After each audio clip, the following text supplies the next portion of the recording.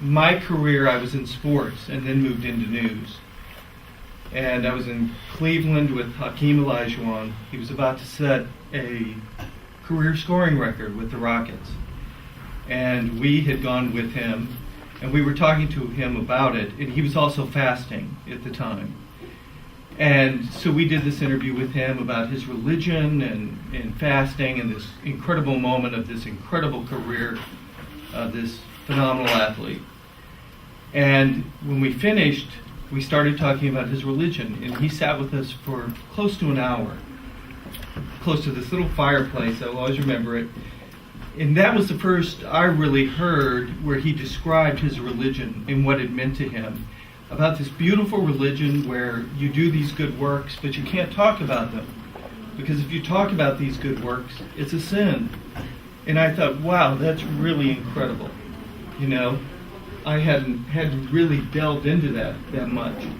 And then you fast forward that, I think, to I go into news and we have editorial meetings and we talk about these things in 9/11 and the things that happened.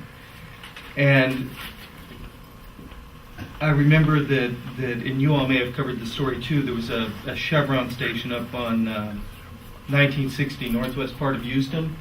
We'd gotten a call, there was a large crowd right after 9/11 around the Chevron station, Middle Eastern man inside the station. He'd barricaded himself in because there was this crowd around it, because they said he had done something with the American flag. We get our crew up there, the crew calls back in and says, whoa, this guy didn't do anything. There were two men that started this rumor, it blew up, it brought all these people from the neighborhood in. And so luckily we were able to do the story, and I'm pretty sure you guys did the story too. And I think, KHOU did the story as well, that you know, this was a man that got caught up, completely innocent, that got caught up in the fact that he was just Middle Eastern. That's all he was. They had no idea what religion he was.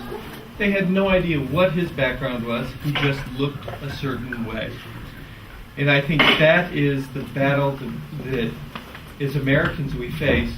As journalists, we hopefully can open that up to discussion. And when you do that story, hopefully it causes people to sit around and talk about it, to at least go the next day to work and say, wow, can you believe what happened up there? And so that we all talk about those things. Just so you know, when people walk in our door of our newsroom, and as far as I know, this is true of every newsroom in this country, and I have worked in a few, not many, but because I've been here for quite a while, but when you walk in the door, you leave everything behind. You leave your religion behind, you leave your politics behind, you leave everything behind because you become a journalist. And your job is to be in the middle of all this, you know, to try and explain and show both sides of all these issues, or every side to every issue. It can be very difficult because of the time constraints we have now. And as Don said, we're in this, where it used to be sort of a one-way communication with you all, it's now a, you know, multiple conversation, because we get emails, we get bombarded with phone calls, we get all this information coming into us, and we're capitalist journalists. We have to make sure that we have ratings, that we have advertisers. The bad part of that is they complain too. Yeah. The good part is that it keeps us free of the government. So that if we need to bring up points about governmental agencies, our you know, politicians or whatever, there's no one to tell us no.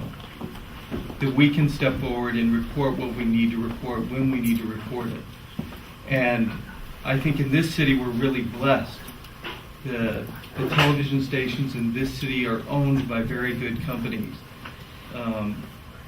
You know, BELO, KHOU is a very good company. ABC is a very good company. We're owned by the Washington Post Corporation.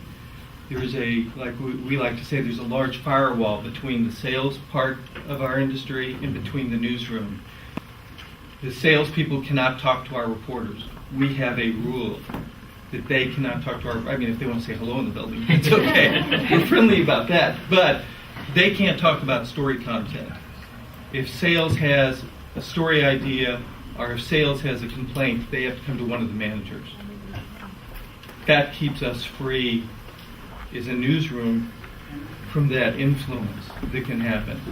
But still, we all know that if you all don't want to watch a story about religion, if you don't tune in every night to watch that, we have no choice. We're not going to continue to show that because advertisers aren't going to buy our product because they're trying to reach people. So it's this double-edged sword that we all live with. And so the only other thing that I wanted to bring up about what you said, well, and I agree with everyone here that I think there's this ignorance that goes on. I also think, and I think you all know it, we know it, there are these people that have radio shows now, primarily radio. There are some TV shows. That is an ignorance. These people that sit on these radio shows and spew hatred about people and about religions. And it's, I was a young man, but my brother's 7 years older than I am. He had a friend write a book about the McCarthy era in this country. And I think there are still people that realize they can get people to listen to them and to watch them by spewing fear and hatred.